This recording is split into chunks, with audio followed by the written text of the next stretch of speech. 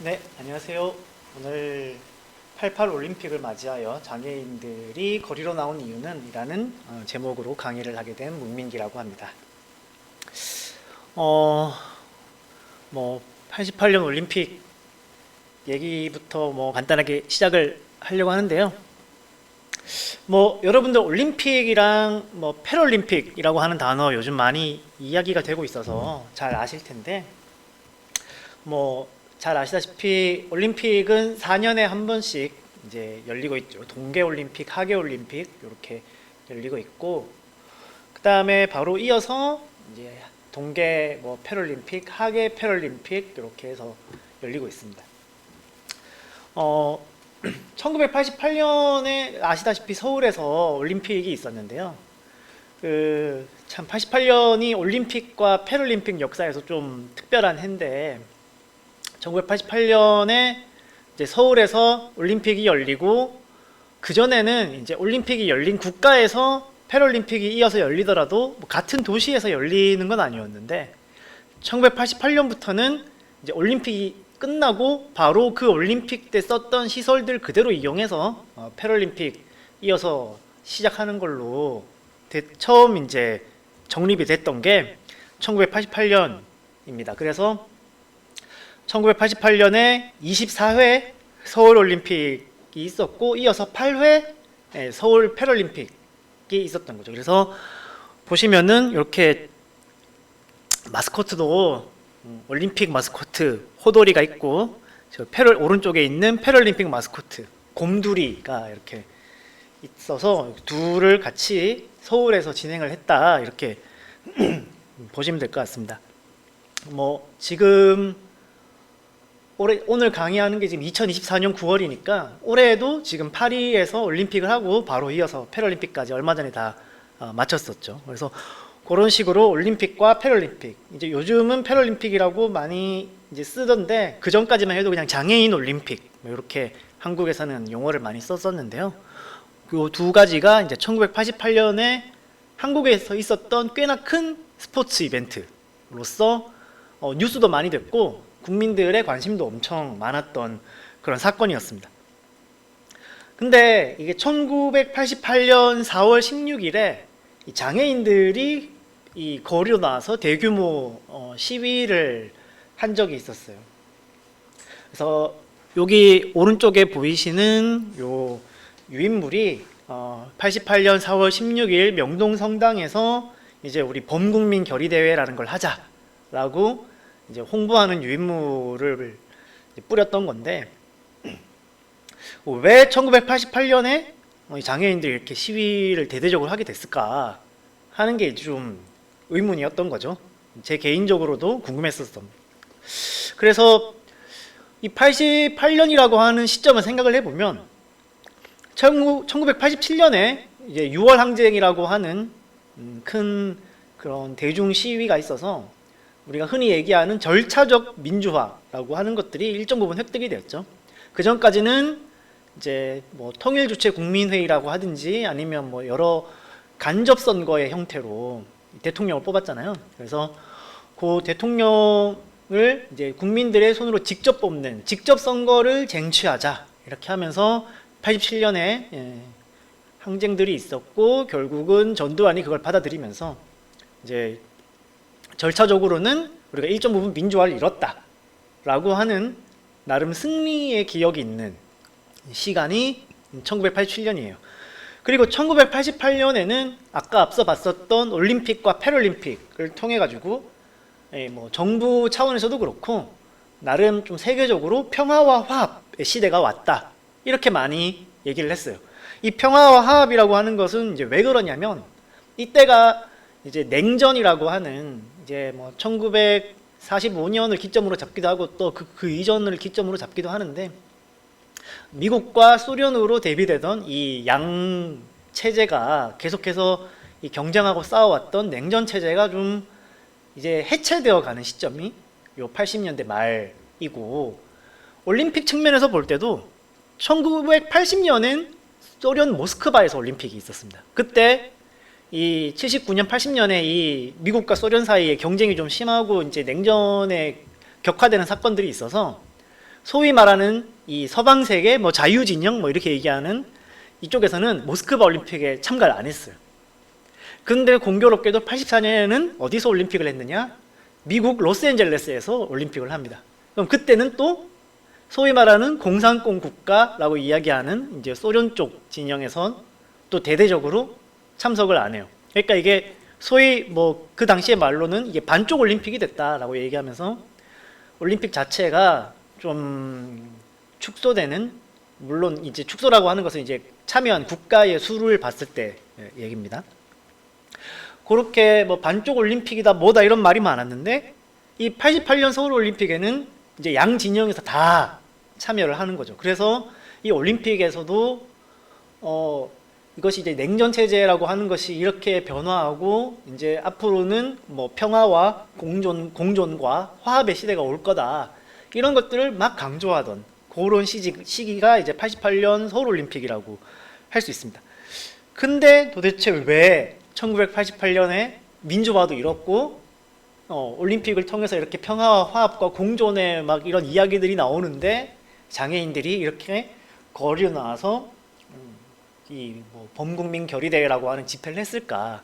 이 유인물 이미지도 좀 뭐랄까 좀 눈에 띄잖아요. 이 마스크, 그러니까 방독면을 쓰고 있는, 아마 이게 경찰은 아닐 것 같지만 뭐 어쨌든 이런 사람이 지금 목발을 들고 밑에 있는 이 사람을 내리치려고 하는 것 같은 이런 이미지를 보면서 도대체 이 시기에는 무슨 이유 때문에 장애인들이 이 시기에 집회를 이렇게 하려고 거리로 나왔을까라고 하는 것들을 이 장애인 운동사 측면에서 좀 한번 탐구를 해봐야 되겠다, 그런 내용들을 오늘 한번 이야기를 해보려고 합니다. 어쨌든 장애에는 다양한 유형들이 있는데요. 뭐 시각 장애인들도 있을 수 있고 청각 장애인들도 있을 수 있고 뭐 발달 장애 뭐 이런 여러 가지가 있는데 오늘은 좀 지체 장애인들 위주로 이야기를 풀어가려고 합니다. 어쨌든 뭐 지체 장애인이라고 하면 뭐 좀 신체 일부에 마비가 있어서 뭐 걷거나 팔을 쓰는 것이 조금 불편하다거나 아니면 이제 절단된 장애인들도 있을 수 있겠고요. 그래서 그 지체 장애인들의 역사나 이런 것들부터 한번 간단하게 짚어보도록 할게요. 그래서 해방 이후에 이 장애 아동 상황이라고 하는 것들을 한번 생각해 보면, 해방이 되고 나서 바로 이 6.25 전쟁이 있었죠. 전쟁이 있으면 어떻게 되겠습니까, 여러분? 수많은 이 다치는 사람들이 나올 거잖아요. 이 아이들도 이게 당연히 그렇게 피해를 많이 입었고, 그러다 보니까 6.25 전쟁 이후에 장애를 입은 아동들이 많이 증가했다라고 기록에 나와 있고, 또 특징적으로 1950년대에서 60년대에 소아마비라고 하는 게 한국에서 엄청 유행을 해요. 그래서 지체장애 아동들이 엄청나게 증가를 하는데, 이 소아마비라고 하는 거는 이제 뭐 회백수염이라고 이제 어려운 뭐 그 의료 용어도 있긴 한데, 폴리오 바이러스라고 하는 바이러스에 감염돼서 생기는 급성 바이러스성 질환이 이제 이 소아마비인 것이고, 감염이 된 경우에는 이제 사망하는 경우도 많고, 사망하지 않더라도 이제 운동신경 일부가 마비되는 후유증이 많이 생기는 거죠. 근데 주로 이제 만 5세 이전에 유아들이 많이 감염이 돼요. 그래서 이제 이제 어린아이들을 뜻하는 소아마비라고 이제 보통 용어를 쓰는 거죠. 그래서 만 5세 이하가 많이 감염이 되는데, 한국에서는 또 특히나 그보다 더 어린 만 3세 이하 아동들이 감염된 경우가 90% 이상으로 나타나고 있어요.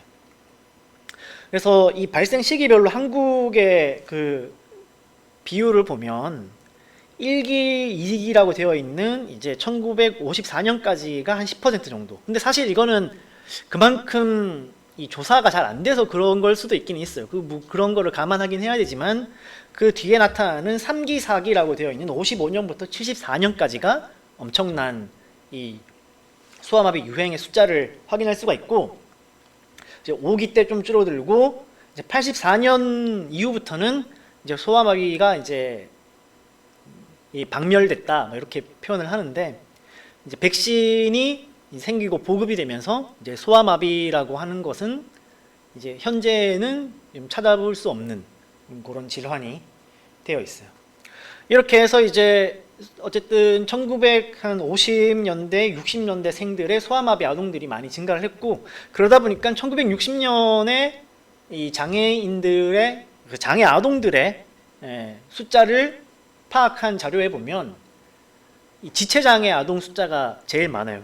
그 중에서 마비가 또 꽤나 많은 숫자를 차지하고, 그래서 전체 8만 명 정도 되는 그 전체 장애 아동 숫자 중에 마비 장애인이 3만 1,000명 정도 되는 그 정도 숫자를 보이고 있고, 뭐 요건 여담입니다만 이 1960년대에 이 장애 아동에 들어가는 이 분류 중에 혼혈 아동이 있어요. 당시에 뭐 주한미군 사이에 낳은 아이라든가 뭐 다른 나라 해서 혼혈 아동들도 당시엔 장애인으로 봤다라는 거. 이게 장애라고 하는 게 사회적으로 어떻게 개념이 변화하고 거기에 포함되는 사람들이 바뀌는지 그런 것들도 요 1960년 자료에서 확인을 할 수가 있습니다. 어쨌든 이렇게 해서 장애인들의 숫자가 증가를 하는 상황에서 이제 문제가 되기 시작하는 게 이 많이 발생했던 학생들, 장애 아동들을 어떻게 교육할 것인가 라고 하는 게 이제 문제가 되기 시작하는 거죠. 1948년에 만들었던 재헌헌법이랑 1949년에 만들어진 교육법에 보면은 초등학교는 의무교육을 하기로 되어 있어요. 그래서 한국에서 중학교 의무교육은 80년대에 들어가서인데 초등학교 의무교육은 해방 직후에 바로 법으로 규정을 하는 거죠. 그러니까 모든 대한민국 국민이라면 국민학교, 당시 말로 국민학교에 입학을 해서 교육을 무조건 받아야 되는 거예요. 그리고 이 법에 보면은 특수학급이랑 특수학교도 설치하도록 해놨습니다. 그래서 이런 장애 아동들을 교육할 수 있는 학교 그리고 학급이라고 하는 것들을 마련해 놓도록 법에다 명시를 했어요. 근데 이게 뭐 법이 있다고 해서 현실이 그대로 다 지켜지는 것도 아니고 따라가는 것도 아니어서 특수학교랑 특수학급의 수 자체는 무척 부족할 수밖에 없었고, 그리고 이제 일반 학교라고 하는 그냥 보통의 학교에서도 이 장애 아동들을 교육할 수 있는 준비 같은 게 이제 전혀 없었던 거죠. 그래서 이 장애 아동들은 학교를 다닐 수가 없었고, 그 상대적으로 이제 일반 학교의 교과 과정을 습득할 수 있다라고 여겨지는 지체 아동들만이 학교에 진학을 할 수 있는 거예요. 그러니까 이 아동들 같은 경우에는 의사소통이 가능한, 상대적으로 그 다음에 학습을 할 수 있는, 약간 뭐 발달장애나 다른 정신장애 쪽이 아니고 그런 뭐 팔과 다리에 좀 불편함만 가지고 있다. 그렇기 때문에 이 학생들은 충분히 수업을 함께 할 수 있다라고 이제 받아들여진 일부 학생들이 이제 학교에 갈 수 있게 된 거죠. 근데 아까 얘기했지만 일반 학교에 간다고 해가지고 이게 학교에서 학생들을 가르칠 수 있는 뭐 구조, 시설, 인력 이런 것들이 사실 잘 없었던 거죠. 그러니까 학교를 입학했지만 학교 다니는 것부터가 너무 힘들었던 거예요. 그래서 통학 자체부터가 너무 힘들었고, 그래서 결국은 어떻게 되느냐, 이럴 때 가족이 등장하는 수밖에 없어요. 특히 어머니, 아버지들이 등장해서 학생들을 이제 학교에다가 데려다 놓게 되는 거죠. 그래서 당시 1960년대 신문에 이런 기사들이 많이 나옵니다. 그래서 그 당시 말로는 장한 어머니, 장한 아버지라고 이렇게 막 기사에서 써주면서 막 칭찬하는 거죠. 그래서 이 사진에 보이는 기사처럼 이 소아마비 지체장애 아동이었던 딸을 이제 어머니가 없고 6년 동안 학교를 다닌 거예요. 그래서 한 번의 지각도 없이 6년 개근을 했다, 이런 식으로 하면서 신문에다가 난 거죠. 그래서 어머니가, 사진에 보이듯이 어머니가 딸을 이렇게 업고 6년 동안 학교로 왔다 갔다 해서 장한 어머니 상을 줬어요. 이 어머니한테 6년 동안 뒷바라지 했다 이러면서. 그리고 여기 이제 아버지가 자전거에다가 아들을 태우고 6년 동안 또 학교에 개근을 시킨 거예요. 요즘은 뭐 개근하는 게 별로 뭐 큰 자랑거리는 아닌데, 옛날에는 이렇게 결석 한 번 없이 학교에 개근하는 게 엄청 그래도 성실함의 뭐 지표 이런 식으로 표현이 됐기 때문에 많이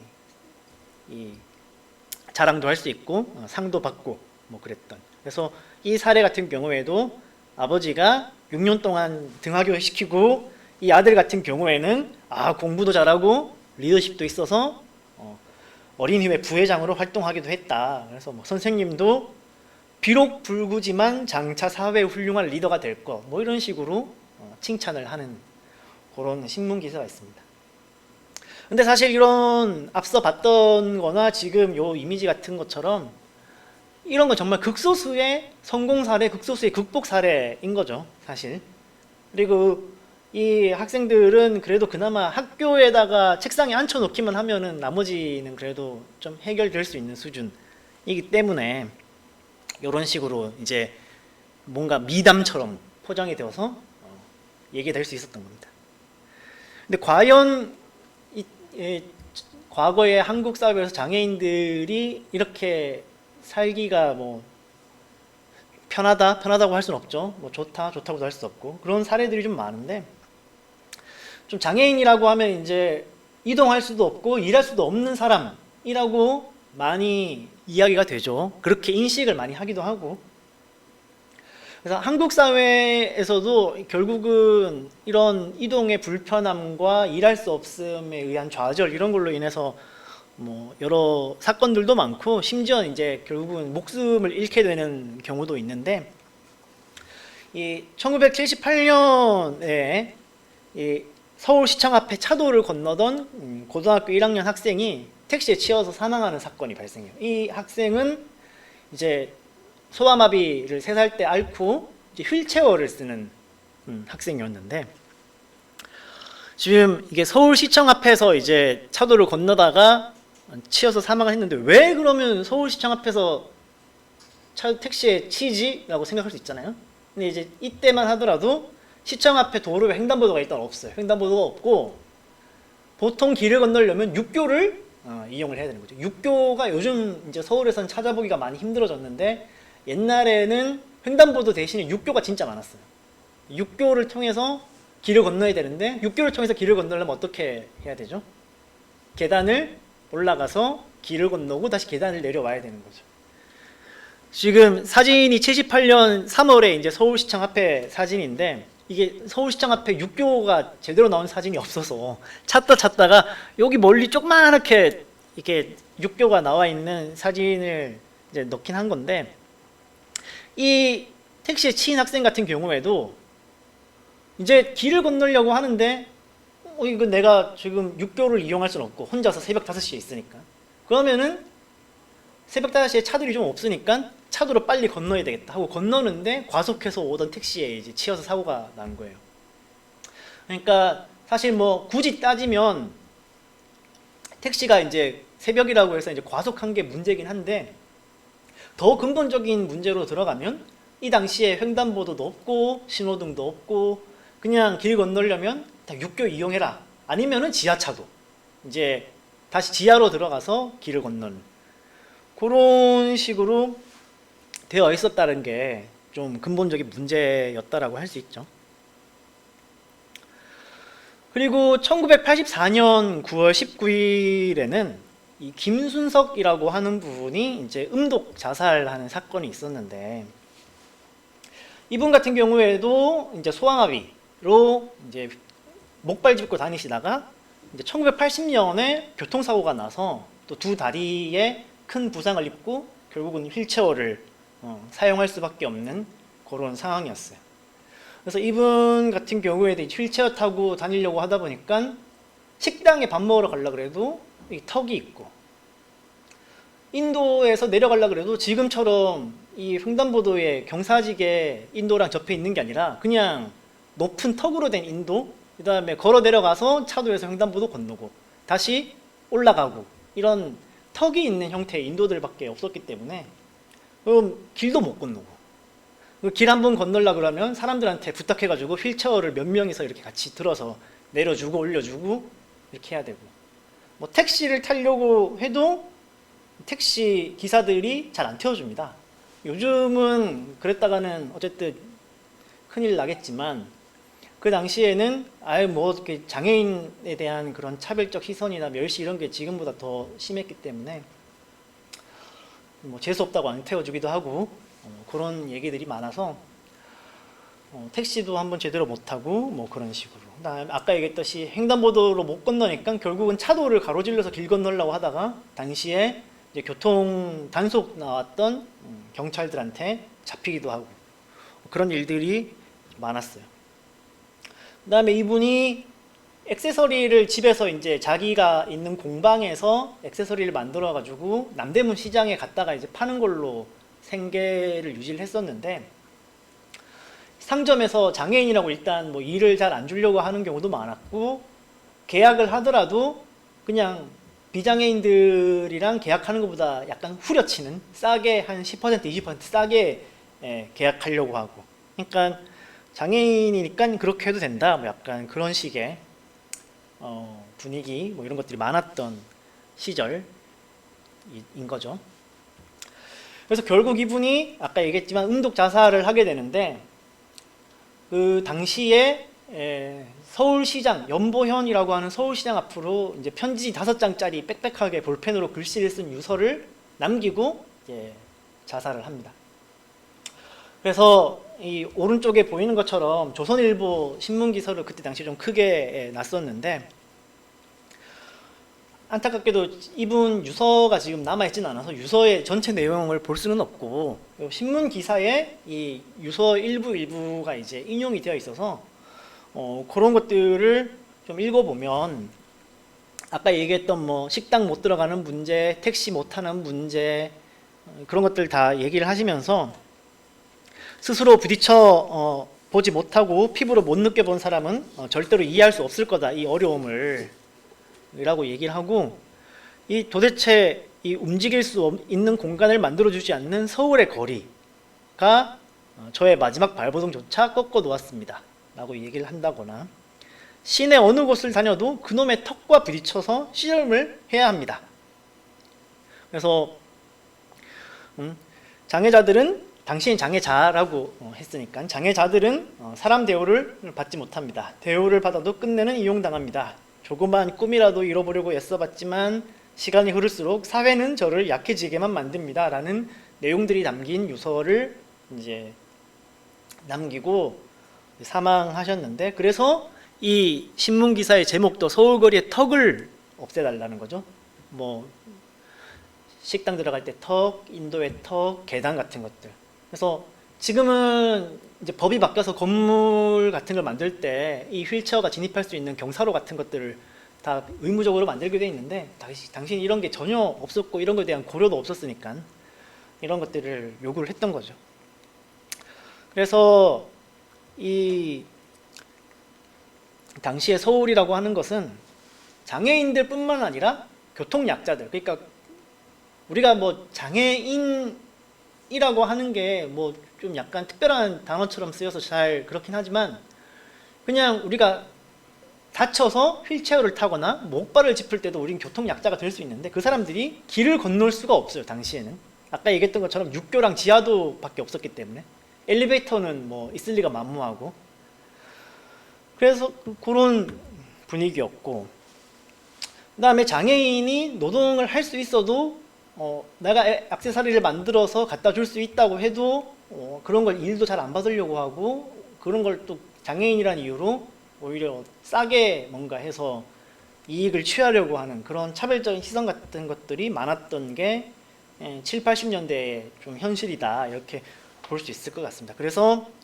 장애인들이 이동을 할 수 없고 일할 수 없게 만드는 게 과연 이게 신체적 장애 때문이냐, 아니면은 지금 이 사회가 가지고 있는 구조적인 문제 때문이냐 라고 하는 것들을 이제 문제 제기를 하게 되는 것이고, 그게 이제 이 김순석 씨가 이제 사망함으로써 오히려 이게 장애인들 사이에서도 더 크게 문제 의식이 확산되고 강화되는 거죠. 그래서 이제 장애 운동 하시는 쪽에서는 이제 이분을 약간 전태일 열사랑 비슷하게 이제 보시는 거예요. 전태일 열사 같은 경우에도 여러분들 잘 아시겠지만 1970년에 뭐 근로기준법을 준수하라든지 아니면 노동 현실에 대한 것들 문제 제기를 하면서 분신을 하셨는데, 그 사건 이후로 이 당시의 노동 문제나 여러 가지 것들이 폭발적으로 문제 제기가 되고, 그 이후로 운동이 커져 나가고 사회를 바꿔 나가는 데 도움이 됐는데, 이 김순석 열사 같은 경우에도 그런 식으로 문제들을 던지고 제기하고 자신의 목숨을 이제 던지면서 한 거를 했던 거죠. 그렇게 해서 좀 중요한 사건이었다라고 얘기할 수 있을 것 같아요. 근데 이제 요거는 이제 그 개인들의 뭐 경험이랄까, 뭐 운동이랄까 그런 거였다면, 이제 좀 본격적으로 장애인들이 모여서 뭔가 운동이라고 하는 것들을 벌이게 되는 과정들은 좀 어떤 역사적 맥락이 있는지 그런 것들을 한번 간단하게 살펴볼 텐데요. 먼저 이 정립회관이라고 하는 이 공간을 좀 한번 기억해 주시면 좋을 것 같아요. 이 정립회관이라고 하는 곳은 이 1975년 10월 3일에 개관이 됐고, 소아마비를 비롯한 지체장애 아동들의 교육을 목적으로 건립이 됐습니다. 그래서 이 당시에 서울 시내에 있는 학생들을 이제 모아서 여러 가지 교육 프로그램을 하는 곳이 정립회관의 기능이었던 거죠. 그래서 뭐 권역별로 오늘은 이번 주는 뭐 서울 서부권에 있는 학생들이면 서울 서부권에 있는 학생들을 버스에 태워서 데려와서 교육을 하거나, 다음 주에는 뭐 동부권에 있는 학생들을 데려온다든지, 그렇게 해서 정립회관에 모아서 이제 교육을 하는데, 당시에 이게 학교 출석을 인정해주는 공식적인 그런 교육 기능을 했다고 해요. 그리고 이 정립회관에서 여러 가지 활동을 하는데, 당시 정립회관에 이제 교육을 받았던 사람들의 이제 회고에 따르면 제일 재밌고 좋았던 건 체육 활동을 할 수 있었다는 거.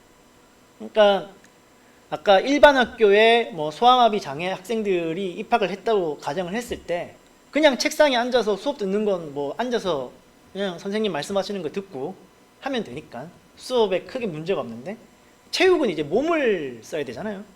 체육은 이제 몸을 써야 되는데, 그러다 보니까 체육 시간에 이 장애 학생들이 뭔가 같이 참여하고 할 수 있는 게 많이 부족했던 거죠. 물론 뭐 개개인에 따라서는 뭐 조금씩 할 수 있었겠지만, 본격적으로 뭔가 체육 활동이라는 걸 하기에는 쉽지가 않았는데, 이제 정립회관에 오면 비슷한 이런 지체장애 아동들끼리 모여가지고 다양한 활동들을 하는 거예요. 그래서 축구도 하고 뭐 수영도 하고 양궁도 하고 사격도 하고 그랬다고 하는데, 그만큼 이게 오히려 학교보다 더 좋은 거죠. 어떻게 보면 수영장이 딸려 있는 시설이 있다라는 건 그냥 일반 학교에 있는 체육 시설보다 훨씬 좋은 셈인 건데, 그래서 뭐 수영장도 딸려 있고 사격 시설도 있고 양궁도 할 수 있었고 너무 뭐 시설 같은 것들이 좋았다라고 해요. 그래서 이렇게 시설이 좋을 수 있었던 이유는 이 정립회관이라고 하는 게 이 박정희 정부에서 꽤나 주시하고 있었던 사업이라는 거죠. 특히 사실 박정희 정부라기보다는 이제 박정희의 부인인 유경수가 엄청 관심을 많이 보였다고 해요. 당시에 유경수가 이제 뭐 어린이 교육이나 뭐 이런 거에도 많이 관심이 있었고, 그러다 보니까 이 소아마비 장애 아동들의 교육을 담당하는 이 정립회관이라고 하는 거에도 큰 관심을 가졌었다고 하는데, 이제 75년에 개관될 때는 이제 유경수가 74년에 사망을 하는 바람에 75년에 정립회관 개관할 때는 이제 박근혜가 참석을 합니다. 유경수를 대신해서.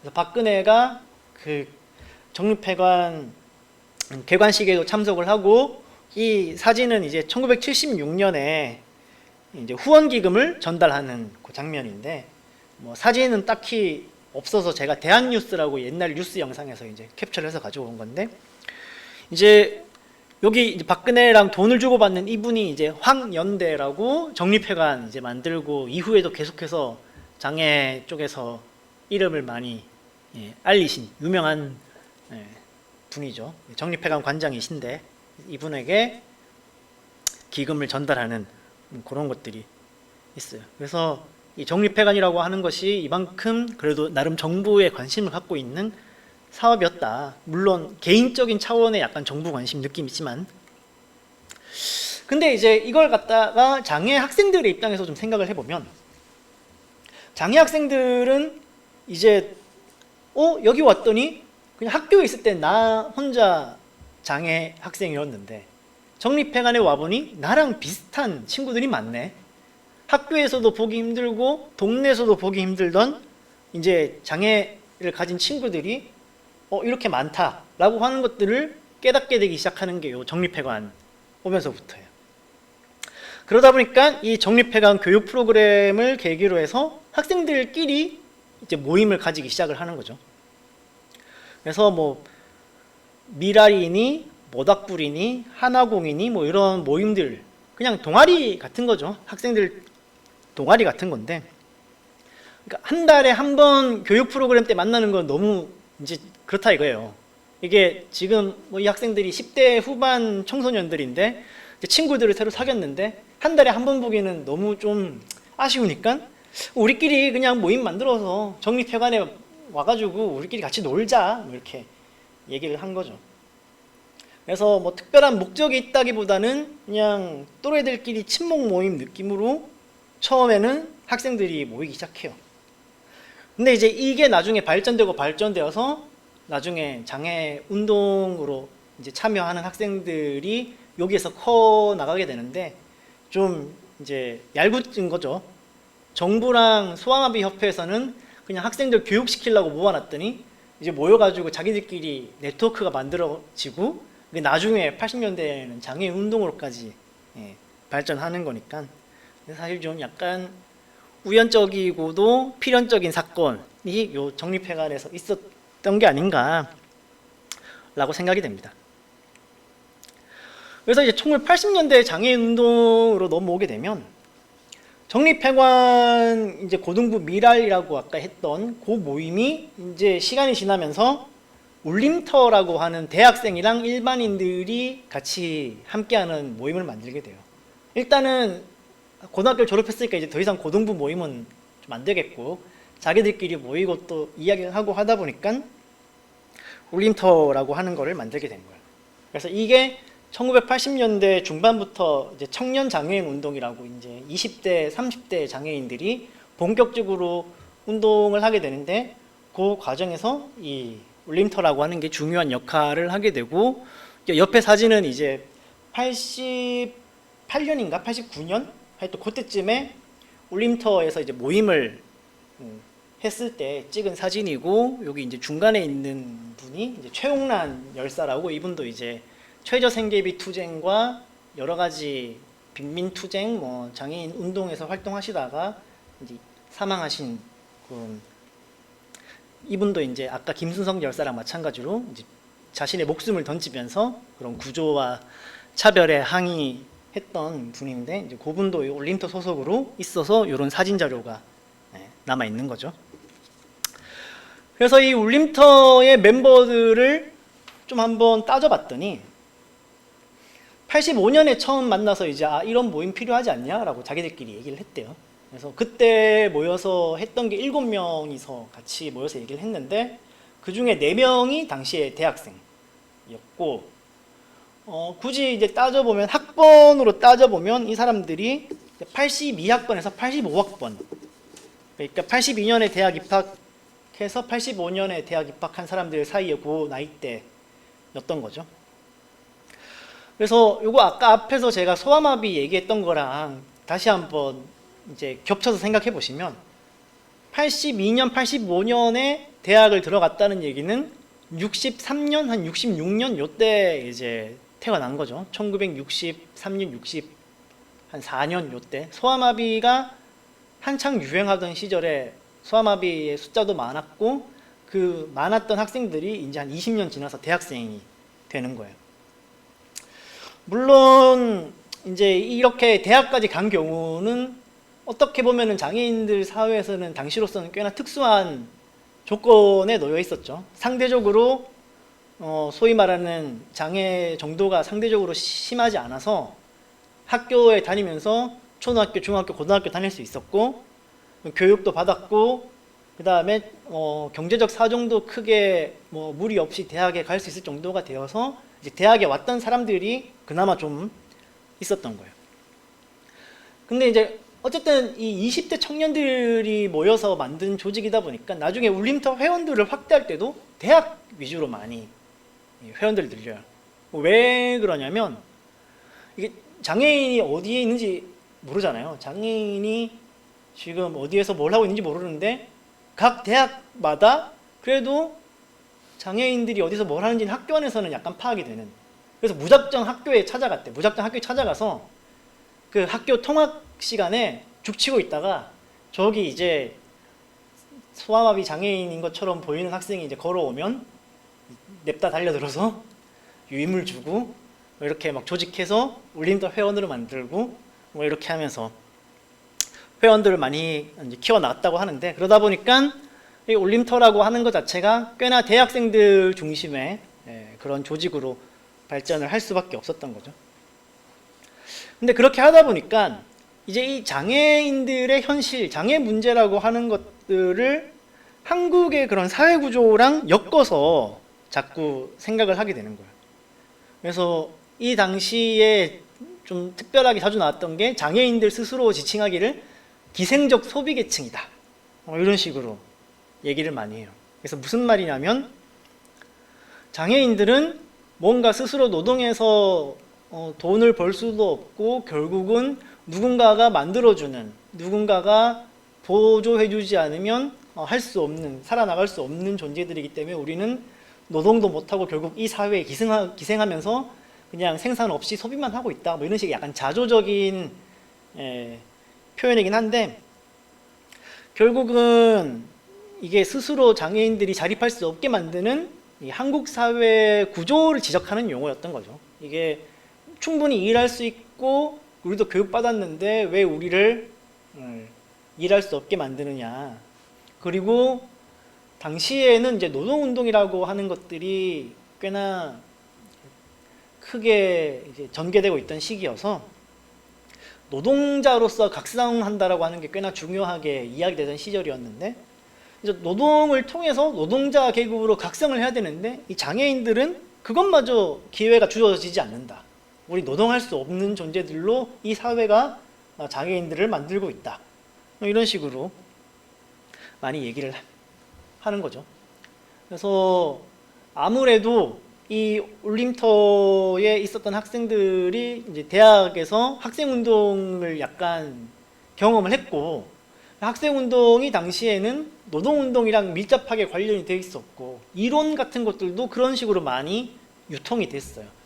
그러다 보니까 장애 문제를 고민하는 이 장애 당사자들이 뭔가 독자적인 장애 이론을 가지고 이제 투쟁하는 건 아니고 노동운동에서 이야기하는 거에서 노동자란 단어만 그대로 장애인으로 바꿔가지고 쓰는 거예요. 그래서 학생운동에서 뭐 노동자 계급이 뭐 어쩌고 저쩌고 하면서 자본주의를 막 문제시하고 할 때 노동자 지우고 거기에 장애인을 써서 장애인의 현실이 이러이러하다 라고 하면서 쓰는 정도로 되어 있었는데, 물론 그 당시에는 그 정도만 하더라도 나름 날카롭게 한국 사회에서의 여러 가지 문제들을 지적하고 있는 셈이었습니다. 그래서 이렇게 모인 청년 장애인들이 이제 뭐 본격적이라고 얘기하기가 좀 그렇긴 하지만 본격적으로 좀 투쟁을 전개해 나가기 시작하는데, 대표적으로 아까 얘기했던 김순석 열사의 죽음 이후에 학생들이 많이 모여서 집회나 그런 시위, 저항 이런 것들을 만들어 나가게 됩니다. 그래서 84년 10월 6일에 이 전국 지체 부자유 대학생 연합이라고 하는 곳에서 체육 대회를 열어요. 이렇게 당시에는 지체 부자유라고 많이 썼어요. 지체, 그러니까 팔과 다리가 자유롭지 못하다라고 하는 지체 부자유 대학생 뭐 이런 식으로. 요즘은 그렇게 용어를 쓰지 않고 그냥 지체 장애인이라고 하겠지만, 어쨌든 요 연합에서 매년 한 번씩 체육대회를 여는데 84년에는 정립회관 운동장에서 이 전국 지체부자유 대학생 연합에서 체육대회를 열었던 거죠. 근데 이제 운동장에서는 그 체육대회가 열리고 그 개회식을 하는 그 운동장 바깥에서는 이제 대학 정립단이라고 해서 이 정립회관 이제 졸업한 대학생들끼리 만든 단체가 대학 정립단이라고 있었는데, 여기에서 이제 김순석 열사 위령제를 엽니다. 9월 19일에 사망했으니까 거의 바로 직후에 이제 요 행사 때 맞춰서 위령제를 열은 거죠.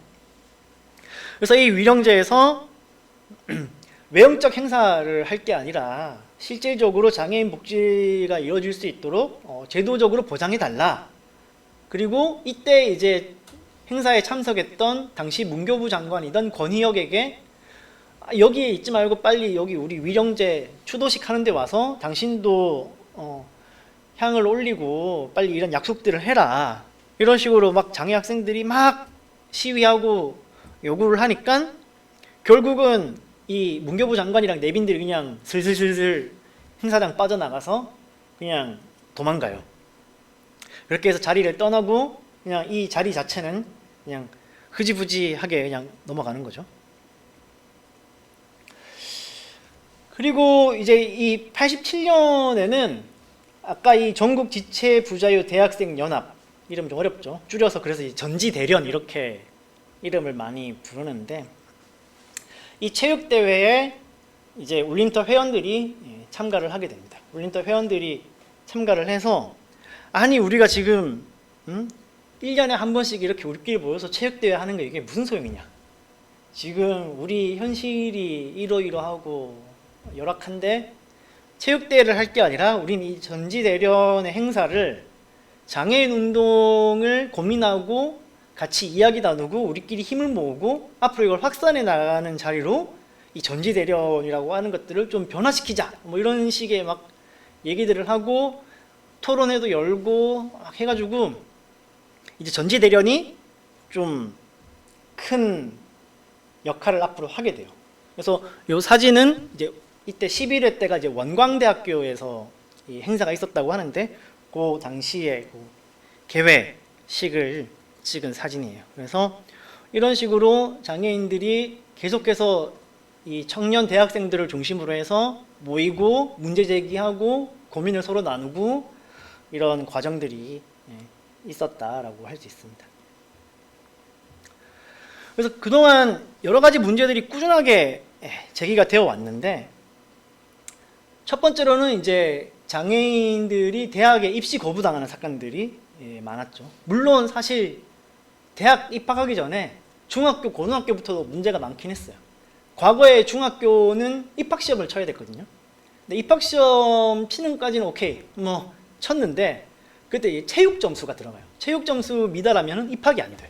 근데 장애 학생이 뭔가 체육 점수를 비장애인들이랑 똑같이 동등하게 받아낼 수가 없잖아요. 근데 그 체육 점수 미달한다고 입학 거부당하는 사건들이 이미 있었고, 심지어 대학에는 시험 봐서 합격했는데 갑자기 입학 거부를 하는 그런 대학들이 꽤나 많이 있었어요. 그래서 거기에 대한 문제 제기, 그래서 아까 얘기했던 정립회관 뭐 이런 데서도 나서서 같이 막 소송도 걸고 항의도 하고 해서 다시 그 학생들이 구제되었다고 또 막 신문 기사에 나기도 하고 하는 식으로 장애인이라는 이유 하나 때문에 그냥 학교에서 거부를 하는 그런 사건들이 많았고, 두 번째로는 이제 취업이 안 되는 거죠.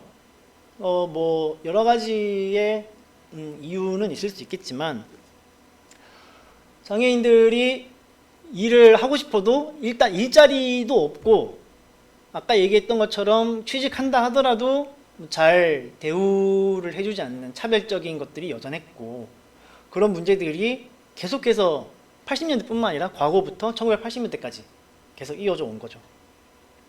그리고 뭐 이거는 여전히 문제가 되는 거지만 장애인 편의시설 같은 것들이 너무나 부족하다. 아까 뭐 김순석 열사 사례에서도 얘기했지만 하다못해 뭐 경사로 같은 거 설치되는 것들도 없고, 길 건너기도 어렵고, 그때 당시에 뭐 지금 여러분들 시내에 돌아다니면서 보실 수 있는 뭐 점자 블록이라든지 뭐 여러 가지 편의시설들이 많은데 그런 것들이 전혀 마련되어 있지 않다라고 하는 것들이 꾸준히 문제 제기가 됩니다. 그래서 이 정립회관에 있었던 분들을 제가 이제 인터뷰를 해봤을 때 학교 다닐 때까지는 자기들은 잘 몰랐대요. 사실 학교 다닐 때까지는 그분들은 입학해서 그냥 수업을 이제 들으니까 학교 다닐 때는 뭐 딱히 장애인에 대한 차별이 있는지 없는지 모르고 살았어요 하는데, 이제 나와서 고등학교 졸업하고 취업하려고 보니까 그때부터 이제 나는 그냥 똑같이 초중고를 나와서 졸업해서 이제 취직하게 할 수 있겠다, 해야 되겠다 하는데 그때 갑자기 딱 막히는 거예요. 그래서 그때부터 약간 장애인에 대한 사회적 인식이나 차별 이런 것들이 이렇게 이 한국 사회에 만연해 있구나라고 하는 것들을 느끼기 시작했다고 그렇게 말씀하시더라고요. 그래서 이러한 문제들을 이제 어떤 식으로 대응해 나갈까 했을 때 1980년대 후반, 그러니까 88년부터는 이제 양대 법안 쟁취투쟁이라고 하는 것들을 이제 하게 돼요. 그래서 양대 법안이라고 하는 것은 여기 보이는 심신장애자 복지법을 개정해라 하는 거 하나 하고 장애인 고용 촉진법을 제정해라 하는 거 해서 두 가지인데, 심신장애자 복지법 같은 경우에는 1981년에 만들어집니다. 근데 1981년이 어떤 해냐면 이 세계 장애인의 해라고 해서 전 세계적으로 이제 유엔을 비롯해서 전 세계적으로 이 장애인들에 대한 복지를 향상시키고 이런 것들 제도들을 마련할 걸 막 권고하고 강력하게 이제 밀어붙였던 그런 해여서 이 전두환 정권 입장에서도 어쨌든 하는 신용을 해야 됐던 거죠. 그 다음에 81년도에 올림픽 개최가 결정이 돼요. 서울에서 올림픽을 개최하는 걸로 결정이 되면서 이 전 세계의 이목이 집중될 수밖에 없으니까 또 이런 법률들을 만들긴 해야 되는 거죠. 그래서 급하게 법을 만들다 보니까, 그러니까 법의 말은 참 번지르르하게 좋게 잘 돼 있는데 실질적으로 그 안에 들어갔을 때 내용적으로 여기에 뭔가 너무 내용이 알맹이가 없는데 이렇게 되는 거죠. 그래서 이 심신장애자 복지법을 장애인 복지법으로 개정해야 된다라고 하는 주장들을 87년, 8년 이렇게 많이 하게 됐고 89년에는 장애인 복지법이 개정이 되게 됩니다. 그리고 장애인 고용 촉진법 같은 경우에는 이제 장애인 고용을 강제하기 위한 법률인 건데, 그래서 일정 규모 이상의 사람들을 고용하고 있는 사업장에서는 어느 정도 비율은 무조건 장애인을 고용해야 된다라고 하는 것들을 법으로 좀 강제를 하자라고 얘기를 했던 거죠. 그리고 이거는 이제 사업장뿐만 아니라 뭐 행정기관이나 공공기관은 더 마찬가지로 이런 것들을 지켜야 되고, 그래서 이런 것들을 법을 만들기 위해서 계속해서 투쟁하고 요구하고 해서 뭐 이것도 나중에 1991년에 가서야 장애인 고용 촉진 등에 관한 법률이라는 이름으로 법이 만들어지게 돼요. 그래서 요거는 이제 89년이랑 1991년에는 나중에 이제 만들어지는 거고, 이 양대 법안 쟁취 같은 경우에는 88년, 89년에 엄청 강하게 이 시위들을 전개를 해요. 그래서 요 왼쪽 사진 같은 경우에는 이제 89년 11월에 있었던 사진인데, 당시의 야당이죠. 신민당 당사에 들어가서 이제 법안을 개정하고 제정해달라고 이제 점거 농성을 하는 거죠. 그래서 뒤에 칠판에 이렇게 적어 놓은 거 보면 장애인 복지법 및 장애인 고용 촉진법 두 법안에 입법을 막 죽음으로 진행시키고 막 이렇게 막 써놨어요. 막 이게 죽음을 불사하고 막 싸우겠다 막 이런 식으로 하면서 해놨고, 오른쪽에 있는 건 이제 국회 앞에서 집회했던 사진이에요. 그래서 이때도 뭐 플랜카드 같은 데 보면은 장애인 고용 촉진법 제정하여 노동권리 쟁취하자 뭐 이런 식의 구호들을 가지고서 이제 시위를 전개를 하는 거죠. 이런 식으로 89년에 강하게 투쟁을 해서 그나마 89년, 91년에 법이 이제 개정되고 제정될 수 있었던 거고, 그러면서 이제 이 청년 장애인들이 주축이 되어서 장애인 올림픽 거부 투쟁이라고 하는 거를 전개를 하게 됩니다. 장애인 올림픽을 88년에 한다고 하는데, 아니 현실은 여전히 우리는 참담한 현실 속에 살고 있다. 그래서 현실에 대한 개선 없이 전시 행정에만 예산을 쓰는 이런 장애인 올림픽은 우리는 거부한다. 이런 식으로 된 거죠. 그래서 이 양대 법안 쟁취 투쟁이랑 시기적으로 올림픽, 장애인 올림픽 거부 투쟁이 이렇게 막 맞물려서 장애인들 사이에서도 막 문제의식도 더 커지고 막 투쟁심이 고양되는 그런 분위기가 요 시기에 만들어졌습니다. 그래서 여기 왼쪽에는 보시면 1988년에 이제 장애인 올림픽 조직위원회가 있는데 거기 앞에 가서 점거 농성 할 때 이런 식으로 했던 사진이고, 오른쪽은 이제 플랜카드 보시면 생계대책 보장 없는 장애자 올림픽은 기만이다 이렇게 써놨는데, 그래서 88년 10월에 장애인 올림픽 거부 및 장애인 생존권 쟁취 대회라고 해서 요 집회를 하고 이제 가두로 이제 거리로 나가서 행진하던 그런 모습이에요. 그래서 아까 제가 제일 앞에서 보여드렸던 요 유인물의 뒷면에 보면 이제 이런 멋있는 글, 우리의 주장 이렇게 해서 써놨어요.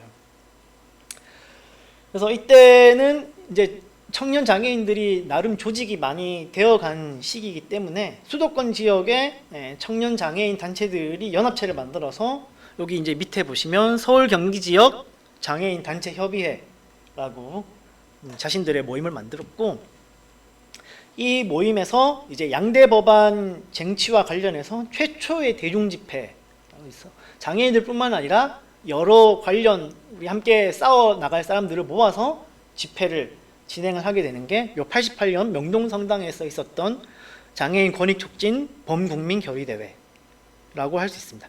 그래서 이 옆에 모시는 글을 잘 보이시는지 모르겠는데 한번 보시면 중간에 있는 두 문단만 한번 읽어볼게요. 그래서 여기 이제 그 중간에 있는 두 문단이 약간 그런 현실과 그들의 주장을 잘 담아내고 있는데, 경제활동이 가능한 장애인의 약 80%가 실업에 시달리고 있으며 그나마 취업자 중 약 90% 이상이 월 최저 생계비에도 못 미치는 열악한 조건 하에서 빈민계층 및 기생적 소비계층으로 전락되어 있는 것이 오늘날 이 땅의 대다수 장애인들의 현실인 것입니다. 장애인도 이 나라 국민의 일원이고 존중받아야 할 인격 체임이 분명할진데, 세계 장애인 올림픽이 열린다는 이 땅에서 장애인들이 이런 비인간적 상황에 놓여 있다는 사실은 우리로 하여금 어쩔 수 없이 이 사회의 도덕성을 의심케 하는 것입니다. 라고 하면서 이제 아까 제가 앞에서 말씀드렸던 그런 기생적 소비계층 얘기하면서 노동 현실에 대한 것들을 좀 얘기를 하고, 장애인 올림픽이 이런 현실 속에서 열리는 게 과연 마땅하냐라고 이야기를 하는 거죠. 그 밑에 있는 우리의 주장은 이제 아까 얘기했던 것들이 다 이제 집약되어 있는 주장이에요. 그래서 정부는 기만적인 장애복지 정책을 각성하라. 그래서 신장애자 복지법을 개정을 하고 장애인 복지법을 만들면서 실질적인 뭔가 복지 제도와 행정들을 만들 것을 요구를 하고 있는 거죠. 그 다음에 장애인 고용 촉진법을 즉각 제정 시행하라. 이것도 아까 말씀드렸던 장애인 고용 문제 관련한 거. 그 다음에 장애인 등록제를 전면 실시하라라고 하는 것은 이 당시, 그러니까 법을 만들고 정책을 만들려면 제일 먼저 해야 될 건 실태조사겠죠. 실태조사를 해야 거기에 맞춰서 정책도 만들고 법도 만들고 할 수 있는데, 이 당시에는 한국의 장애인이 몇 명인지, 이 사람이 어떤 장애를 가지고 있는지 뭐 이런 상황에 대한 전수조사가 전혀 안 돼 있어요. 그러니까 결국은 그런 조사가 없으니까 정책도 없는 셈인 거죠. 그래서 장애인 등록제를 실시를 해서 장애인들을 어떤 사람이 어떤 상황에 놓여 있는지를 다 조사를 해서 해라, 그런 식으로 주장을 했던 건데, 이것도 이제 약간 시대적인 맥락은 있는 거죠. 요즘은 이제 장애인 등록제가 약간 등급제로 바뀌어서 여러 가지 문제를 빚고 있긴 한데, 요 88년 시점에는 오히려 장애인들을 조사하고 뭔가 좀 이들의 상태를 정부가 파악을 하고 또 정책을 만들고 하는 것들이 오히려 시대적으로는 좀 필요한 요구였다라고 볼 수 있을 것 같고요. 그 다음에 마지막으로 장애인 인권보호 및 권익 증진 없는 장애인 올림픽을 거부한다라고 하면서 이 집회를 준비했던 장애인들이 이런 식으로 문제의식을 가지고 조직을 했다라고 하는 것들을 알 수가 있습니다. 그래서 이 장애인 운동 역사를 좀 이제 훑어본다면, 뭐 아까 제가 잠깐 말씀드리긴 했는데, 이제 약간 우연적인 사건과 구조적인 문제가 결합이 되어 있는 것이 이 장애인 운동이다라고 볼 수 있을 것 같아요. 1950년대, 60년대에 소아마비 장애인이 증가를 했고, 그러다 보니까 교육에 대한 이제 필요성은 오히려 더 커졌고, 그 교육에 대한 필요성이 커짐에 따라서 정부와 소아마비 협회에서는 회관이라고 하는 그런 기관을 이제 만들었고, 거기에서 그냥 학생들이 모여서 체육 활동하고 공부하고 교육을 착실하게 받으라고 받았죠. 받은 건 맞죠. 받았는데 그 친구들이 갑자기 모여서 자기들끼리 네트워크를 형성하고 모임을 만들더니 이 문제의식이 싹 트게 되고, 이들이 대학에 가서는 학생운동을 경험을 하게 되면서 이 당시의 뭐 노동 현실이나 이런 것들과 다시 맞물리면서 장애인들의 그런 열악한 삶의 조건이나 환경들 같은 것들을 어떻게 우리가 문제인식하고 바꿔나갈까 라고 하는 것들을 서로 막 고민하고 얘기하고 또 실천으로 만들어 나가고 하면서 1980년대 장애인 운동의 전개 그리고 확산으로까지 나아갈 수 있었던 것 같습니다. 그래서 88년에 그런 식으로 집회도 하게 되고 결국은 법안도 만들어내게 되고 그런 식으로 갈 수 있었던 거죠. 그리고 이 40년 전인데 1980년대 중반이면 이미 40년이나 흐른 시점인데, 과연 이 과거의 현실과 지금 우리가 살고 있는 현실이 동떨어져 있는 걸까 하는 고민도 이거를 보다 보면 이제 할 수 있게 되죠.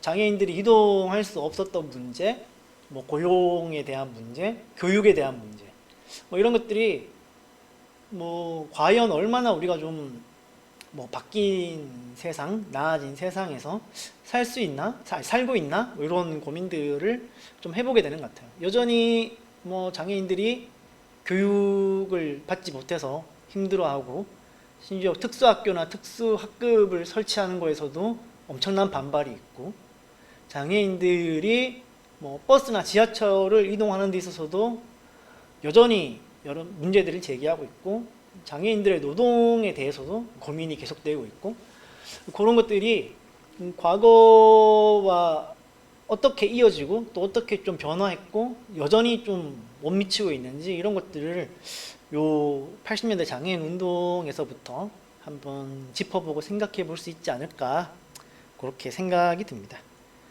네, 이번 강의는 이 정도로 마치도록 하겠습니다. 감사합니다.